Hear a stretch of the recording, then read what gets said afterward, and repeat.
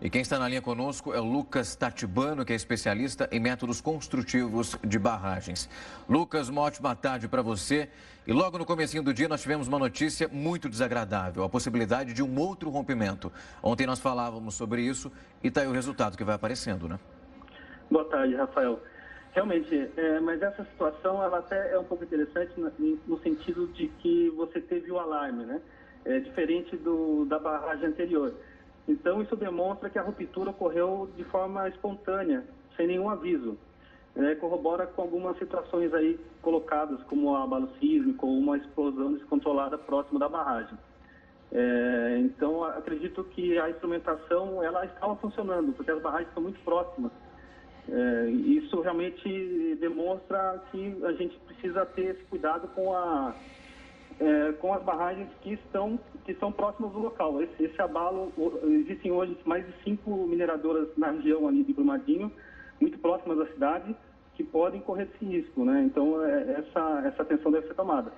Lucas, a partir do momento que essa sirene foi acionada, por quanto tempo essa barragem fica no estado considerado de risco? O que é feito a partir de agora? É muito difícil avaliar, porque a gente não sabe o que realmente ocorreu. Pode ser uma ruptura, pode ser simplesmente uma percolação de água, um aumento da umidade no maciço. Então, as medidas corretivas elas devem ser tomadas conforme cada ocasião. E o mais grave seria a interdição da barragem mesmo, ter que ser esvaziada e interditada totalmente. Eu vejo que essa mina não deve voltar à sua operação, acho que nunca mais, penso eu. Lucas, em relação, não sei se é possível definir dessa forma, da validade dessas barragens. O próprio presidente da Vale disse que essa que rompeu na sexta-feira já não seria mais utilizada, inclusive eles estavam retirando água de lá. Existe um prazo aí, um período de vida de cada uma delas? Ou conforme as avaliações estão sendo realizadas, elas continuam funcionando se tudo ocorrer da maneira correta? A validade dela é em função da capacidade. Então, assim que ela atinge a capacidade máxima, conforme ela vai sendo elevada, então o projeto ela prevê a execução da barragem em etapas. Nesse caso da barragem do Córrego do Feijão, possivelmente foram 7 ou 8 etapas de elevação. É assim que ela atinge a capacidade da primeira elevação, passe a segunda, passe a terceira e assim sucessivamente. Quando chegar na última elevação projetada, esse projeto ele é aprovado no início, né, quando ela começa a ser construída. Então, ali é a capacidade máxima dela e ela deixa de funcionar. Eu verifiquei que a Vale ela estava fazendo o último projeto aprovado recentemente, que foi até noticiado em função da rapidez que foi aprovado, ela previa a reutilização desse rejeito que hoje está parado nessa barragem. Então, o rejeito seria processado novamente junto com o minério que está sendo retirado da mina. Essa foi a aprovação. Então, ou seja, a barragem, depois de finalizada, ou seja, completada a sua capacidade, ela ainda continua em funcionamento porque esse rejeito ela tem um teor de ferro mínimo que consegue ser aproveitado no processamento. Então, essa é a capacidade final.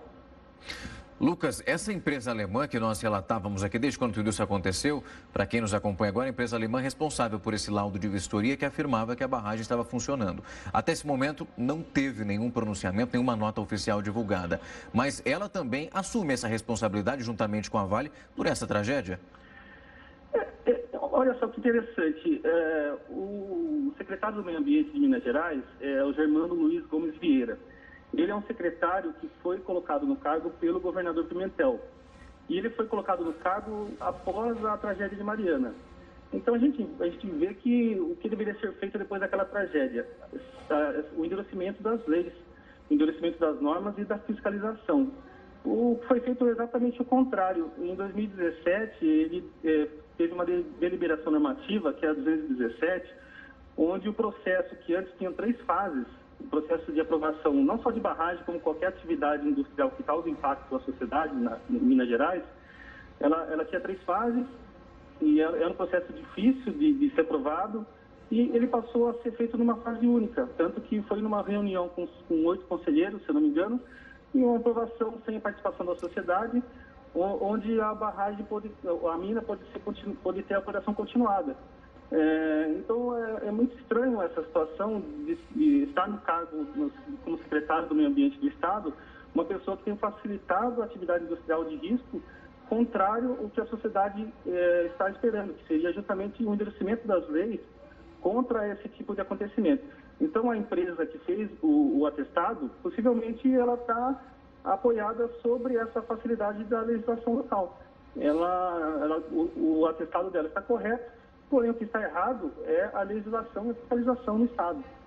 Exatamente, Lucas, e só ressaltando, a gente teve essa mudança de governo, esse período de transição, então isso já vem de um efeito, uma posição que deveria ter sido tomada anteriormente para prevenir esse tipo de tragédia. Agora acontece, a gente está nesse comecinho de ano, governador recém-eleito, mas também tem um processo que poderia ter sido antecipado lá no passado, né?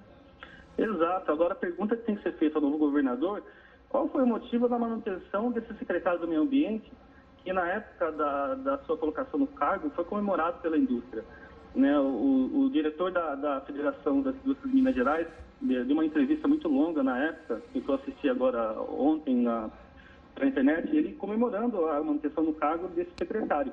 E o Zema, ele manteve ele como secretário. Então é muito estranho ele favorecer a indústria após uma ocorrência como foi de Mariana. Agora, nessa situação nova agora do Córrego do Feijão, será que ele vai ser mantido? Quais são as medidas tomadas? Tudo bem que a gente está ainda na fase de processamento do desastre. É muito difícil agora a gente cobrar muitas posições. Mas eu acho que, passando alguns dias, ele vai ter que ser bem claro no que foi feito, por que da manutenção desse secretário, por que da facilitação da legislação recentemente, e o que vai ser feito imediatamente para que isso seja alterado. Lucas, falando, você que é especialista em barragens, vai conseguir escrever isso para nós muito bem. Essa avaliação que é realizada por uma empresa, que é contratada, por exemplo, vamos pegar o exemplo da Vale, que é o que nós estamos comentando, a empresa alemã. O que é avaliado na hora de verificar a qualidade e o funcionamento dessa barragem? Quais são os pontos que precisam estar em ordem para que ela continue a funcionar da melhor maneira possível? O que eles avaliam? Uma delas é a confiabilidade das estruturas extravasoras, que a gente chama assim, seria um canal que você retira o excesso de água e você mantém a barragem com uma estrutura confiável. Então, esse extravasor ele tem que estar em perfeito funcionamento. Ele é uma estrutura de concreto, que ele sai desde a parte alta da barragem e vai descarregar no córrego na saída. Você tem a percolação, então você faz o controle da umidade, a análise da umidade existente no maciço, para verificar se ele está acima, na média ou abaixo do que a legislação determina. Tem as deformações e recalques, então, a partir do projeto original, você analisa se houve deformações e recalques nos taludes. Os taludes são aqueles degraus, que quando a gente olha a barragem de frente, você vê os degraus. Então, se esses taludes eles se movimentam realmente com o tempo, mas dentro de um nível aceitável. A partir do momento que ele se movimenta mais do que o aceitável, a instrumentação avisaria, mas o laudo deveria também se contestar a ocorrência desse recalque. A própria deteriorização dos taludes, desses paramentos, então, se você tem vegetação que é diferente da grama que protege o talude, você tem, às vezes, uma árvore, alguma coisa nascendo, isso demonstra que a barragem não está sendo bem cuidada. São esses pontos principais, né? A própria instrumentação, ela é testada nesse período. Então, durante a realização do laudo, toda a instrumentação e o software que controla esse sistema, ele tem que ser testado, tem que ser testado os alarmes, tem que ser verificado o plano de evacuação, se existiu na época, eu não consegui ter acesso. Então, esses pontos tem que constar no laudo. Eu acho que quando esse laudo vier à tona, eu ainda não tive acesso, a gente vai poder verificar realmente o que foi colocado e o que faltou aí para a gente poder ter uma posição realmente certa sobre o tema. Lucas, você tocou num ponto que seria esse plano de evacuação que deveria estar pronto para caso uma tragédia ocorresse. Quem sobreviveu disse que isso não aconteceu. É possível que a empresa continue trabalhando, a barreira funcionando, com parte desse laudo ok e o restante não tão bem assim? Ou tem que estar exatamente tudo pontuado para que o trabalho seja autorizado? Esse plano de evacuação ele é obrigatório pela lei, inclusive para aprovação. Anteriormente a essa mudança da legislação em Minas, era obrigatório, né? Eu não sei como é que está nesse momento, mas você que inclusive fazia o desenho da mancha. Hoje a gente tem a mancha, ela na realidade, a gente consegue ver ela por helicóptero. Mas esse desenho de onde a mancha atingiria, ela tem que ser feita e colocada no projeto básico executivo na fase de aprovação do licenciamento ambiental. A própria evacuação, o plano de evacuação, quanto tempo demoraria, quais são as pessoas afetadas e quantas pessoas são afetadas, isso tudo deveria constar no projeto de aprovação. Pelo visto, parte desse processo não foi feito, até pela celeridade de como foi aprovado. Então, realmente, a Vale tem uma culpa muito grande nesse sentido, porque ela que deveria estar mais preocupada com as pessoas do que com a mina em si, até porque a mina, se você levar em conta a produção, ela não tem uma representatividade tão grande dentro do que a Vale produz. Né? É uma mina que, se ela parasse durante algum período para adequações na sua estrutura, não seria um impacto tão grande na produção da Vale. Né? Realmente é uma falta de preocupação com as pessoas em volta. Lucas, a partir do momento que a empresa, então, conseguiu esse laudo, qual é o caminho? É enviado para qual órgão que realmente verifica se toda a pontuação foi atingida? Como que funciona esse trâmite a partir daí? A deliberação normativa 217, que foi aprovada lá no estado de Minas Gerais, ela coloca todo o processamento que deve ser feito para essa aprovação. Então, por exemplo, inclusive ela diminuiu, depois dessa normativa, essa barragem que rompeu, ela tinha um grau de risco alto. E depois dessa normativa, ela foi passada com um grau de risco baixo. Então, você vê, se o grau de risco baixo teve esse efeito, imagina um de alto, né? Então, a partir do momento que você protocola esse processo, no caso de um processo novo, ele vai ser avaliado pela Secretaria do Meio Ambiente de Minas e vai ser colocado para aprovação por essa comitiva aí de 8, 9 conselheiros escolhidos, deveriam ser escolhidos por técnicos, deveriam ser somente pessoas técnicas, mas são indicações políticas, e elas vão emitir a licença prévia, operação e a de instalação. Antes, a licença prévia era um processo, e aí depois a licença de operação era outro processo.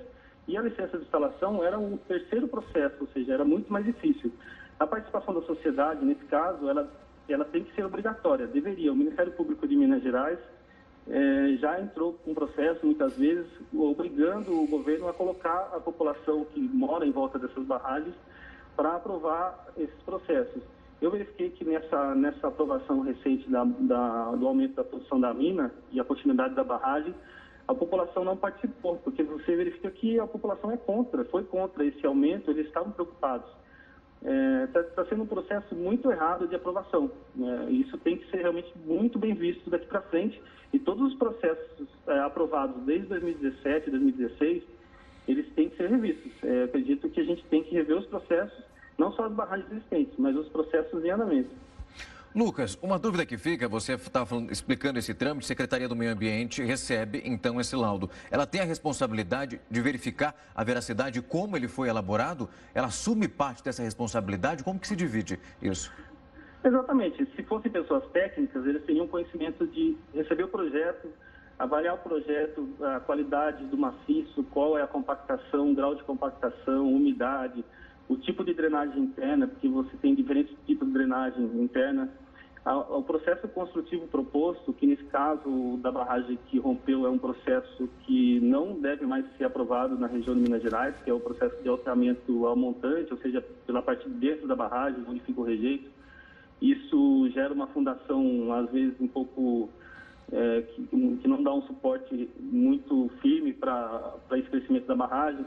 Então, tudo isso é avaliado. Além disso, você tem a ART, que seria o responsável técnico assinado, ele tem que assinar e tem que declarar quais são as condições da barragem de risco e de segurança, os relatórios técnicos, as análises, porque hoje com software você consegue avaliar, inclusive, a barragem com ela completamente cheia, quais são os riscos ou não, quais são os abalos que podem acontecer. O software consegue gerar esses dados. Então, tudo isso é feito no relatório. Então, eu trabalho com algumas barragens hoje que o relatório tem mais de 200 páginas. Agora, se você desse esse relatório para uma pessoa política, uma pessoa que basicamente se formou em direito ou algo assim, nunca teve um contato com esse tipo de projeto, ela vai ler, vai ser aquele ditado, né? Você lê grego, porque você não consegue ter a condição.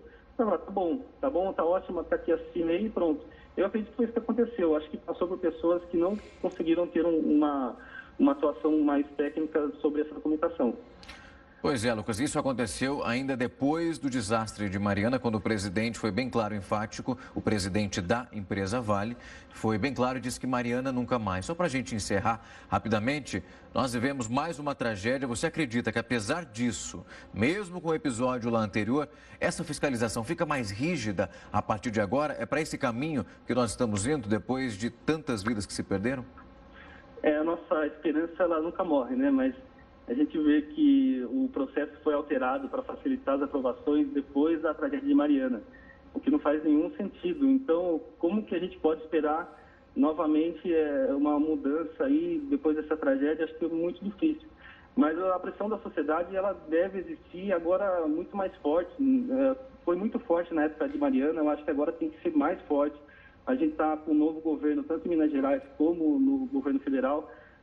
A pressão da sociedade agora acho que tem que fazer a diferença para essas mudanças. O governador de Minas Gerais tem que responder porque manteve o secretário do Meio Ambiente, que facilitou a aprovação desses projetos.